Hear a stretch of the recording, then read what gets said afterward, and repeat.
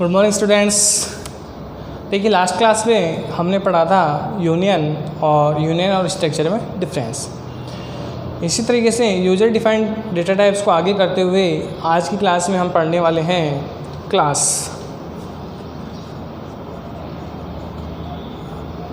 Very important chapter भी है और इम्पोर्टेंट पार्ट भी है अपनी बुक में C++ में। देखिए सबसे पहले बात होती है कि जो क्लास है वो क्या होती है, एक यूज़र डिफाइंड डेटा टाइप जो कि अपन पढ़ रहे हैं। सबसे पहले बात आती है कि क्लास को डिक्लेयर करने के लिए क्लास कीवर्ड का यूज किया जाता है, यानी इसका सिंटैक्स क्लास कीवर्ड क्लास का नाम और मेंबर वेरिएबल्स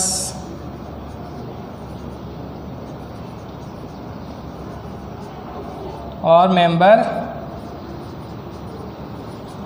मेथड्स बोल दो या फंक्शंस बोल दो। तो इस तरीके से एक क्लास क्या होती है, मेंबर वेरिएबल्स में मेंबर मेथड्स का क्या होती है, ग्रुप होती है, समूह होती है। इसी तरीके से क्लास के ऑब्जेक्ट्स भी बनाए जा सकते हैं, यानी कि यदि क्लास के ऑब्जेक्ट्स बनाने हों तो किस तरीके से बनाए जाते हैं वो चीज़ समझें। एक एग्जांपल के साथ समझते हैं। जैसे मान लीजिए एक क्लास बनाई स्टूडेंट, तो क्लास ABC, मान लीजिए ABC का मतलब जो भी नाम हमने रखा। और देखो क्लास में भी 3 एक्सेस मॉडिफायर्स का यूज़ किया जाता है। कौन कौन से 3 एक्सेस मॉडिफायर्स होते हैं? प्राइवेट, प्रोटेक्टेड और पब्लिक। तो इस तरीके से 3 एक्सेस मॉडिफायर्स होते हैं। और देखो स्ट्रक्चर में यूनियन बाय डिफ़ॉल्ट जो मेंबर्स होते हैं वो पब्लिक प्रकार के होते हैं, लेकिन क्लास में क्या होते हैं, प्राइवेट प्रकार के होते हैं। तो चाहे हम पब्लिक एक्सेस मॉडिफायर लिखें या नहीं लिखें, प्राइवेट लिखें या नहीं लिखें, तो हमने लिखा प्राइवेट। देखो क्लास के जो मेंबर्स होते हैं उन्हें by default private he declare किया जाता है, ताकि इन्हें या आसानी से कोई बाहर से कोई चेंजेस नहीं कर सके। प्राइवेट जैसे मान लीजिए हमने लिखा इंट A, तो ये हो गया मेंबर वेरिएबल। ऐसे ही पब्लिक,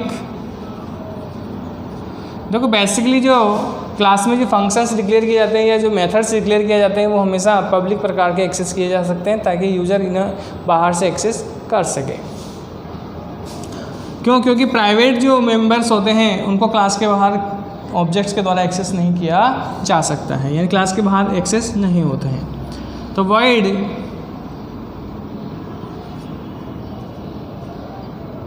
इनपुट, मान लीजिए एक फंक्शन बनाया और मान लीजिए A = 10 ऐसे ले लिया और फंक्शन को बंद किया।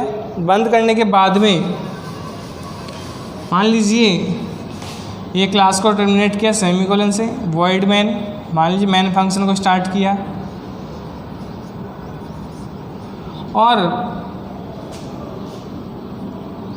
क्लास ABC का एक ऑब्जेक्ट बनाया, तो ABC और obj1, ऐसे obj2 जितने चाहे उतने ऑब्जेक्ट्स बना सकते हैं। तो इसमें देखिए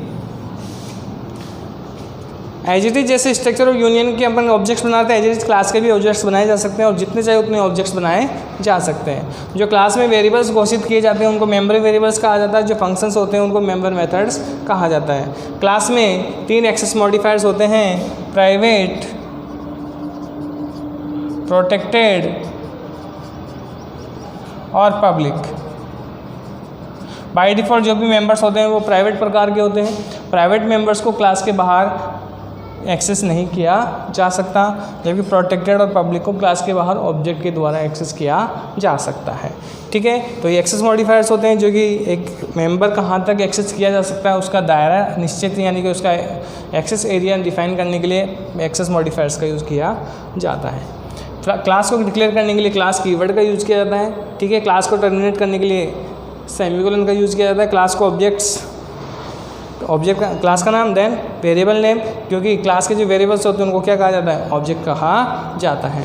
और ऑब्जेक्ट के द्वारा अगर एक मेंबर को एक्सेस करना हो तो हम डायरेक्ट ए को एक्सेस ना करके हम किसको एक्सेस कर सकते हैं, obj1.input। तो इस तरीके से हम इनपुट फंक्शन को कॉल कर सकते हैं, क्योंकि पब्लिक मेंबर्स को क्लास के बाहर एक्सेस किया जा सकता है, लेकिन प्राइवेट यदि हम यहाँ obj1.a लिखते तो ये क्या होगा, एरर होगा, कैन नॉट एक्सेस लिखा हुआ आता है। तो क्लास के ऑब्जेक्ट्स के द्वारा मेंबर वेरिएबल्स को एक्सेस करने के लिए ऑब्जेक्ट के साथ direct member D reference operator यानी कि डॉट ऑपरेटर का यूज़ किया जाता है। देखिए इसी को हम एक छोटा सा एग्जांपल की सहायता से समझते हैं। जैसे मान लीजिए यूज़र द्वारा दो वैल्यूज़ को इनपुट लिया जाए और उन्हें उन सबका टोटल करके प्रिंट किया जाए यूजिंग क्लास का उपयोग करते हुए। तो देखो कैसे करना है।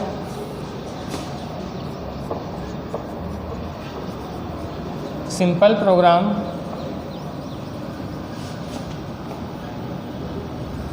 टू क्लास के लिए एक सिंपल प्रोग्राम है, या एरिया ऑफ ट्राइंगल का कर लें, ठीक है, एक ही बात है। तो मान लीजिए hash include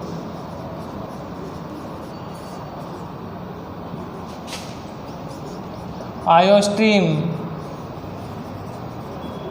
.h hash include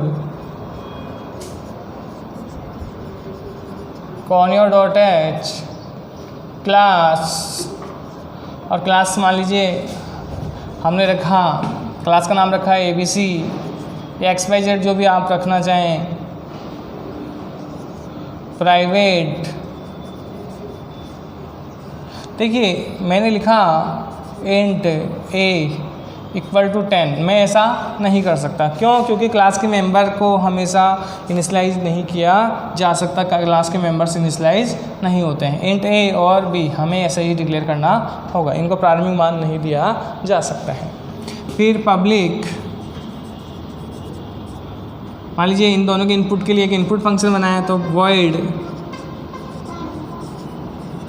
gate data, यानी डेटा को इनपुट लेने के लिए वही इंट x और इंट y, दो इनपुट वेरिएबल्स, दोनों का नाम सेम नहीं रखा है। अगर सेम रखते तो वहाँ पे दिस पॉइंटर का यूज़ करना होता। अब मान लीजिए इस वाले a में x को लाना है, तो a इक्वल टू क्या लिखेंगे, x, और y इक्वल टू लिखेंगे, b इक्वल टू रखेंगे y। तो x और y की वैल्यू इसमें आ जाएगी। अब दोनों को क्या करवाना है, ऐड। तो हमने रखा void सम, दोनों का सम करवाना हो, तो सम में कुछ भी नहीं लिखा, या इसी में ऐड करवा दें, ठीक है। डायरेक्ट अलग से फंक्शन ना बनाकर यहीं पे फंक्शन बना दें। एक वेरिएबल ले लें टोटल, और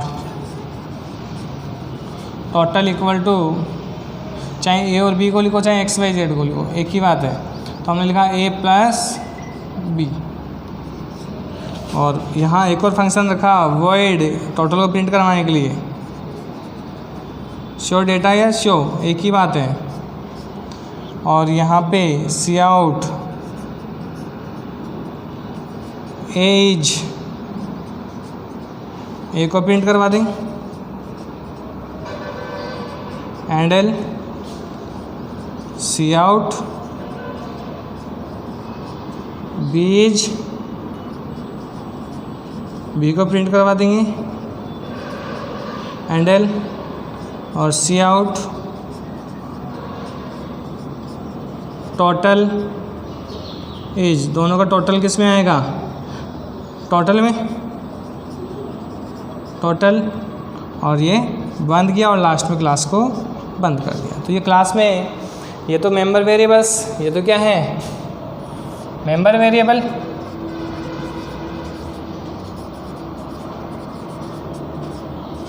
और ये क्या है, ये दोनों वर्ड शो और गेट डेटा, ये क्या है, दोनों मेंबर मेथड्स, मेंबर मेथड्स बोल दो या फंक्शन बोल दो, एक ही बात है।